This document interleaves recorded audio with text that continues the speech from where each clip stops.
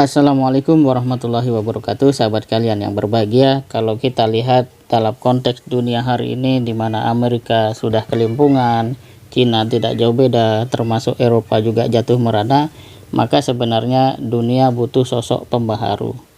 Lantas bagaimana kalau kemudian tidak hadir dari negara-negara yang selama ini tampil sebagai, ya katakanlah, adidaya, kemudian negara maju misalnya? Apakah kita harus menunggu? Kalau Indonesia memilih menunggu, maka bukan tidak mungkin negeri ini masih akan terombang-ambing oleh sistem yang kemudian sama sekali lebih banyak membuat kita ribut dibanding membangun. Jadi perlu langkah terobosan yang harus dilakukan oleh Indonesia, dan dalam hal ini para tokoh memang harus duduk bersama guna merancang sebuah, katakanlah, master plan ataupun rancangan Indonesia pasca pandemi ini, agar ada sebuah terobosan baru yang boleh jadi apa yang selama ini menjadi nilai-nilai dasar di dalam kita bernegara itu ternyata relevan dan dibutuhkan oleh banyak negara di muka bumi ini. Bukankah itu hal yang sangat mungkin? Masa Amerika saja berani berpikir seperti itu, kenapa Indonesia tidak? Pertanyaannya kan seperti itu. Lantas apa langkah yang harus dilakukan? Menurut saya ada 3 langkah yang harus dilakukan.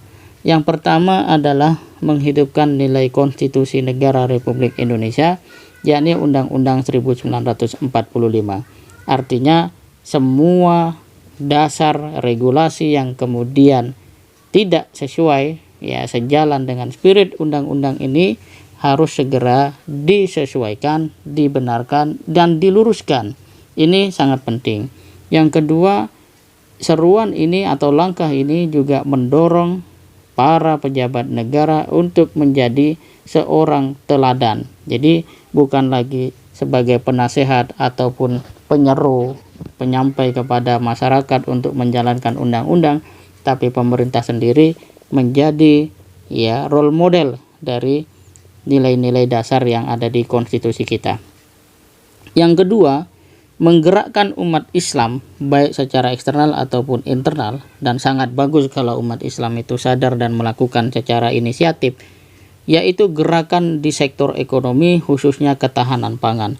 Indonesia ini ada sebuah ungkapan mengatakan secuil lautnya di Natuna saja itu sudah membuat banyak negara jatuh cinta datang ke Indonesia.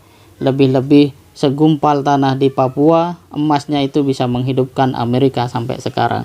Kalau ini kemudian dikapitalisir menjadi salah satu model penguatan ekonomi bangsa Indonesia ke depan, akan sangat luar biasa. Bahkan tanah kita bukan sekedar 1 jengkal, 2 jengkal, laut kita juga sangat luas. Potensi ini harus betul-betul digarap oleh internal anak bangsa dan khususnya umat Islam. Yang ketiga, menguatkan kesadaran solidaritas berbasis iman sehingga wabah ini tidak meretakkan persaudaraan dan persatuan. Kalau kemudian bagaimana dengan agama yang lain? Saya pikir Islam adalah rahmatan lil alamin, sehingga ketika umat Islam terbantu, maka umat-umat yang lain juga akan ditolong, dengan catatan kemampuan untuk itu sangat memadai. Jika 3 langkah ini dipadukan dan bergerak secara serentak, bukan tidak mungkin Indonesia akan keluar sebagai negara yang lulus, berhasil, sukses menghadapi pandemi, pada saat sama menjadi role model penanganan pembangunan bangsa dan negara di masa yang akan datang. Jika ini berhasil, bukan tidak mungkin harapan dan cita-cita pendiri bangsa untuk Indonesia tampil sebagai pemersatu dunia akan betul-betul menjadi nyata. Pertanyaannya adalah, yakinkah kita dengan hal ini?